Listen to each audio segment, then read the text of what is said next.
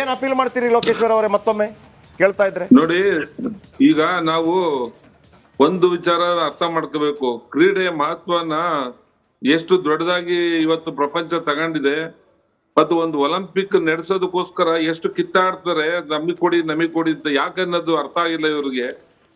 ಒಂದು ಕ್ರೀಡೆಯಿಂದ ದೇಶದ ಅಭಿವೃದ್ಧಿ ಎಷ್ಟು ಅನುಕೂಲ ಆಗುತ್ತೆ ಅನ್ನೋದನ್ನು ಯೋಚನೆ ಮಾಡಬೇಕು. ಮತ್ತೆ ಒಂದು ಕ್ರೀಡಾಪಟುವಿನ ಕಷ್ಟ ಅವ್ನ ಕೆಳಗಿಂದ ಮೇಲೆ ಬರೋವರೆಗೂ ಅವ್ನ ಹೋರಾಟ ಏನಿರುತ್ತೆ ಅನ್ನೋದು ತಿಳ್ಕೋಬೇಕು.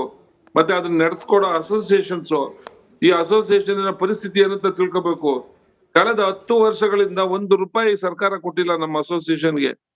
ಬಿಕಾಸ್ ಈ ಗೋವಿಂದರಾಜ್ ಅಂತ ಒಬ್ಬ ಅಲ್ಲಿ ಸ್ಪೋರ್ಟ್ಸ್ ಅನ್ನ ಹಾಳು ಮಾಡಕ್ಕೆ ಹುಟ್ಟಿರುವಂತ ಒಬ್ಬ ವ್ಯಕ್ತಿ ಏನು KOA ಅಧ್ಯಕ್ಷ ಕೂತಿದ್ದಾನೆ, ಆತ ಮೂಲತಃ ಕ್ರೀಡಾಪಟುನು ಅಲ್ಲ. ಫಸ್ಟ್ ಆಫ್ ಆಲ್ ಆತ 4-5ನೇ ಸತಿ ಕಾನ್ಸಿಕ್ಯೂಟಿವ್ ಆಗಿ ಕೂತಿದ್ದಾರೆ. ಕಾನೂನ್ ಪ್ರಕಾರ 2 ಸತಿ ಕೂತ ಮೇಲೆ ಮತ್ತೆ ಗ್ಯಾಪ್ ಕೊಟ್ಟು ಆಮೇಲೆ ಏನಾದ್ರು ಕೂತ್ಕೋಬೇಕು. ಆ ತರದ್ದೆಲ್ಲ ಗಾಳಿಗೆ ತೂರಿ ಕಾನೂನನ್ನ, ಮತ್ತೆ 70 ವರ್ಷ ಆದ್ಮೇಲೂ ಅದ್ರಲ್ಲಿ ಕಂಟಿನ್ಯೂ ಆಗಂಗಿಲ್ಲ, ಅದನ್ನು ಗಾಳಿಗೆ ತೂರಿ ಇವತ್ತು ಕೂತಿದ್ದಾರೆ. ಕಳೆದ ವರ್ಷ ಅಷ್ಟೇ ಮೊನ್ನೆ ರೀಸೆಂಟ್ ಆಗಿ ಫೆಡರೇಷನ್, ಬ್ಯಾಸ್ಕೆಟ್ ಬಾಲ್ ಫೆಡರೇಷನ್ ಅಲ್ಲಿ ಆತನಿಗೆ ಕೇವಲ 1 ಓಟು, ಉಳಿದ ಎಲ್ಲಾರು ಓಟು ಒಂದ್ ಕಡೆ, ಈತನ್ಗೆ 1 ಓಟು. ಅಷ್ಟು ಕೆಟ್ಟದಾಗಿ ಈತನ ಸೋಲ್ಸಿ ಕಳ್ಸಿದ್ದಾರೆ. ಇಂತಹ ವ್ಯಕ್ತಿನ ಇಟ್ಕೊಂಡು ನೀವು ಸ್ಪೋರ್ಟ್ಸ್ ಪಾಲಿಸಿನ ಎಷ್ಟು ಕೆಟ್ಟದಾಗ ಮಾಡಿದೆ ನಮ್ ಕರ್ನಾಟಕ ಸರ್ಕಾರ ಅಂತಂದ್ರೆ, Karnataka Olympic association, kho kho association ಎಲ್ಲ ಒಂದೊಂದು ಸ್ವಾಯತ್ತ ಸಂಸ್ಥೆಗಳು ಅಷ್ಟೇನೆ. ಅವುಗಳು ಫೆಡರೇಷನ್, ನಮ್ದು ಡೆಲ್ಲಿಯಲ್ಲಿರೋ ಫೆಡರೇಷನ್ಗೆ ನಾವು ಅಫಿಲಿಯೇಟ್ ಆಗಿದ್ದೀವಿ. ಅವರು ಇಂಡಿಯನ್ ಒಲಿಂಪಿಕ್ ಅಸೋಸಿಯೇಷನ್ ಅಫಿಲಿಯೇಟ್ ಆಗಿದ್ದಾರೆ. ಈ ಖೋಖೋ ಅಸೋಸಿಯೇಷನ್ ಏನಿದೆ ಇದು ಸ್ವಾಯತ್ತೆ ಅಷ್ಟೇ. ಅದಕ್ಕೆ ಇಲ್ಲಿ ಅಸೋಸಿಯೇಷನ್ ನಮ್ಮ ಪ್ಯಾರಲಲ್ ಯಾವ್ಯಾವ ಸಂಸ್ಥೆಗಳು ಇವ್ರಿಗೆ ಸಹಕಾರ ಕೊಡಲ್ವಾ, ಅವ್ರ ಜೊತೆ ಒಂದು ಪ್ಯಾರಲಲ್ ಅಸೋಸಿಯೇಷನ್ ಮಾಡೋದು. ಅವ್ರಿಗೆ ಇವರು ಗೌರ್ಮೆಂಟ್ ಅಲ್ಲಿ ಗೊತ್ತಲ್ಲ ತಮ್ಗೆ ಇದನ್ನ ಪ್ರಭಾವ ಎಷ್ಟು ಮಟ್ಟಿಗಿದೆ ಅಂತ. ಆ ಕಾರಣದಿಂದ ಆ ಸಂಸ್ಥೆಗಳಿಗೆ, ಫೇಕ್ ಸಂಸ್ಥೆಗಳಿಗೆ ಅನುದಾನ ಕೊಡಿಸಿ ನಮ್ಮನ್ನೆಲ್ಲ ಕಷ್ಟಪಟ್ಟು ಕಟ್ಟಿರೋರು, ನಡೆಸ್ಕೊಂಡ್ ಬಂದಿರೋರ್ನ ನಮ್ಮನ್ನ ಆಚಿಕಿಟ್ಟು ಇವತ್ತು 10 ವರ್ಷದಿಂದ ₹1 ಕೊಟ್ಟಿಲ್ಲ. ಪ್ರತಿ ವರ್ಷ ನಮ್ಗೆ ಈ 3 ಸ್ಟೇಜ್, ಸಬ್ ಜೂನಿಯರ್ಸ್, ಜೂನಿಯರ್ಸ್, ಸೀನಿಯರ್ಸ್, 3 ಕ್ಯಾಟಗರಿ, ಅದ್ರಲ್ಲಿ ಹೆಣ್ಮಕ್ಳು ಗಂಡು ಮಕ್ಳು, ಇವ್ರನ್ನ ಸೆಲೆಕ್ಷನ್, ಕೋಚಿಂಗ್ ಕ್ಯಾಂಪು, ಇವ್ರಿಗೆ ಹೋಗಿ ಬರಕ್ಕೆ ದೇಶದ ಮೂಲೆ ಕಳ್ಸೋದಕ್ಕೆ ಪ್ರತಿ ವರ್ಷ ನಮ್ಗೆ 20 ರಿಂದ 25 ಲಕ್ಷ ರೂಪಾಯಿ ಅಸೋಸಿಯೇಷನ್ ಎಕ್ಸ್ಪೆಂಡಿಚರ್ ಇದೆ. ₹1 ಕೊಟ್ಟಿಲ್ಲ. ಇದೆಲ್ಲ ನಾವು ನನ್ನ ಸ್ನೇಹಿತರು ಅಲ್ಲಿ ಇಲ್ಲಿ ಕಾಡಿ ಬೇಡಿ ತಂದು 10 ವರ್ಷದಿಂದ ನಾವು ಹೋರಾಟ ಮಾಡ್ಕೊಂಡೆ ಕಟ್ಕೊಂಡ್ ಬಂದಿದ್ದೀವಿ. ಇವತ್ತು ಈ ಖೋಖೋ ಆಟವನ್ನ ಅಂತಾರಾಷ್ಟ್ರೀಯ ಮಟ್ಟಕ್ಕೆ ತಗೊಂಡು ಹೋಗ್ಬೇಕು ಅಂತ ಹೋರಾಟ ನಡೀತಾ ಇದೆ. ಏಷ್ಯಾ ಕಪ್ ಈಗ ಕಬಡ್ಡಿ ಹೆಂಗ್ ಸೇರಿದೆ, ಖೋಖೋನು ಸೇರಿಸ್ಬೇಕು ಅಂತ ಆಗಿದೆ. ಅದಕ್ಕೂ ಈಗಾಗಲೇ ಗ್ರೀನ್ ಸಿಗ್ನಲ್ ಸಿಕ್ಕಿದೆ. ಮುಂದಿನ 2036 ಇದನ್ನ ಒಲಿಂಪಿಕ್ ತಗೊಂಡು ಹೋಗ್ಬೇಕು ಅಂತ ಸ್ವತಃ ಪ್ರಧಾನಮಂತ್ರಿ ನರೇಂದ್ರ ಮೋದಿ ಅವರು ಇಷ್ಟಪಟ್ಟಿದ್ದಾರೆ. ಹೋದ ವರ್ಷ ಮನ್ ಕಿ ಬಾತ್ ಅಲ್ಲಿ ಹೇಳಿದ್ದಾರೆ ಅವರು, ದೇಶೀಯ ಆಟ ಇದನ್ನ ಇಂಟ್ರೊಡ್ಯೂಸ್ ಮಾಡಿ, ಇದು ಯಾವ ಕಾಲದ ಮಹಾಭಾರತ ಪುರಾಣಗಳಿಂದ ಬಂದಂತ ಆಟ ಇದು, ಇದನ್ನ ಅಂತಾರಾಷ್ಟ್ರೀಯ ಮಟ್ಟದಲ್ಲಿ ಬೆಳೆಸ್ಬೇಕು ಅಂತ ಅವರು ಹೋರಾಟ ಕಟ್ಟಿದ್ದಾರೆ. ಈ ಮನುಷ್ಯ ನಮ್ಮನ್ನ ತಿಳಿದು ಈ ಗೇಮ್ ನ ಹಾಳು ಮಾಡಕ್ ಹೊರಟಿದ್ದಾರೆ.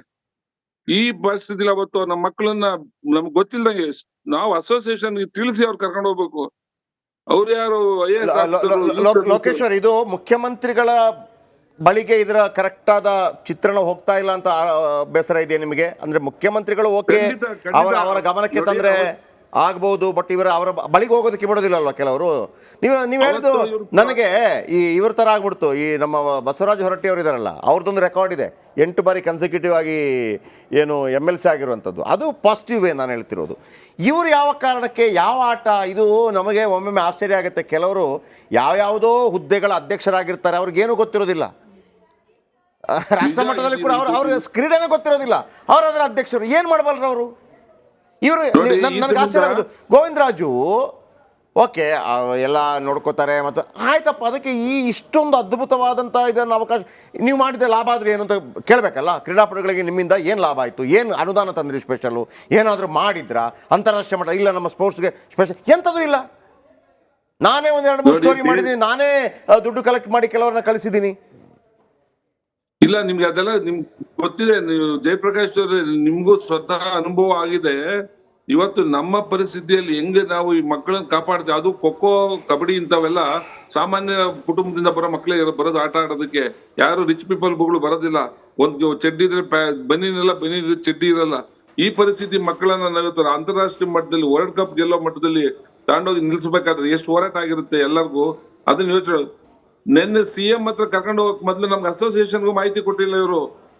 ಆ ಮಕ್ಕಳನ್ನ ಕರ್ಕೊಂಡೋಗಿ ನಿಲ್ಸ್ಬಿಟ್ಟಿದ್ದಾರೆ. ಅಲ್ಲಿ ನೋಡಿದ್ರೆ ಈ ಮನುಷ್ಯ ಇದ್ದಾನೆ. ಈತ ಮಕ್ಕಳಿಗೆ ಮಾತಾಡಕ್ ಸಿಎಂ ಹತ್ರ ಮಾತಾಡಕ್ ಬಿಟ್ಟಿಲ್ಲ. ಸಿಎಂ ಅವರು ಇದನ್ನ ಯೋಚನೆ ಮಾಡ್ಬೇಕಿತ್ತು.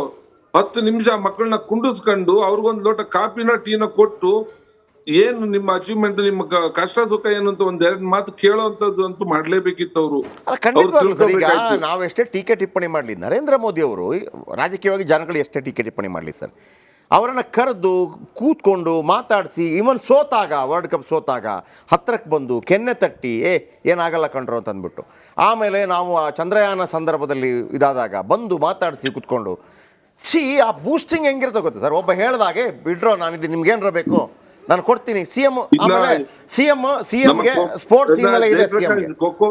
ಖೋಖೋಗೂ ಸಹ ವರ್ಲ್ಡ್ ಕಪ್ ಗೆದ್ದ ತಕ್ಷಣನೇ ಮೋದಿ ಅವರು ಟ್ವೀಟ್ ಮಾಡಿದ್ದಾರೆ, ರಾಹುಲ್ ಗಾಂಧಿ ಸ್ವತಃ ಟ್ವೀಟ್ ಮಾಡಿದ್ದಾರೆ, ಅಮಿತ್ ಶಾ ಟ್ವೀಟ್ ಮಾಡಿದ್ದಾರೆ, ಎಲ್ಲಾ ರಾಜ್ಯಗಳ ಮುಖ್ಯಮಂತ್ರಿಗಳು, ಅದರಲ್ಲೂ ಫರ್ನಾಂಡಿಸ್ ಮಹಾರಾಷ್ಟ್ರದವರು ಅಲ್ಲೇ ಅನೌನ್ಸ್ ಮಾಡ್ಬಿಟ್ಟಿದ್ದಾರೆ. ಅವರು ಈ ರಿಸಲ್ಟ್ ಬಂದ ತಕ್ಷಣನೇ ನಮ್ಮ ರಾಜ್ಯದ ಎಲ್ಲಾ ಕ್ರೀಡಾಪಟುಗಳಿಗೂ 2.5 ಕೋಟಿ ಪ್ಲಸ್ ಕೋಚಸ್ಗೆ 22.5 ಲಕ್ಷ ಮತ್ತು ಅವರು ಟೂರ್ನಮೆಂಟ್ ಕಂಡಕ್ಟ್ ಮಾಡಕ್ 10 ಕೋಟಿ ಕೊಟ್ಟಿದ್ದಾರೆ ವರ್ಲ್ಡ್ ಕಪ್ ಕಂಡಕ್ಟ್ ಮಾಡೋದಕ್ಕೆ. ನೀವು ಅರ್ಥ ಮಾಡ್ಕೊಳ್ಳಿ, ಅದು ಸ್ಪೋರ್ಟ್ಸ್ ಯಾಕೆ.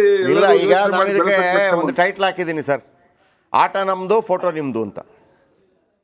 ಈಗ ಹಂಗೆ ಆಗಿರೋದು. ಫೋಟೋ ನೋಡಿದ್ರಲ್ಲ, ಚೆಲುವರಾಯ ಸ್ವಾಮಿ ಇದ್ದಾರೆ, ಗೋವಿಂದರಾಜು ಇದ್ದಾರೆ, ಆಟ ನಮ್ದು ಫೋಟೋ ನಿಮ್ದು ಹಾಗಾಗಿದೆ ಇದು.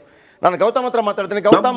ಗೌತಮ್ ಏನ್ ಅಪೀಲ್ ಮಾಡ್ತೀರಿ ಲೋಕೇಶ್ವರ್ ಅವರೇ, ಮತ್ತೊಮ್ಮೆ ಕೇಳ್ತಾ ಇದ್ರೆ? ನೋಡಿ, ಈಗ ನಾವು ಒಂದು ವಿಚಾರ ಅರ್ಥ ಮಾಡ್ಕೋಬೇಕು. ಕ್ರೀಡೆಯ ಮಹತ್ವನ ಎಷ್ಟು ದೊಡ್ಡದಾಗಿ ಇವತ್ತು ಪ್ರಪಂಚ ತಗೊಂಡಿದೆ ಮತ್ತು ಒಂದು ಒಲಿಂಪಿಕ್ ನಡೆಸೋದಕ್ಕೋಸ್ಕರ ಎಷ್ಟು ಕಿತ್ತಾಡ್ತಾರೆ, ನಮಿಗ್ ಕೊಡಿ ಅಂತ. ಯಾಕನ್ನೋದು ಅರ್ಥ ಆಗಿಲ್ಲ ಇವ್ರಿಗೆ.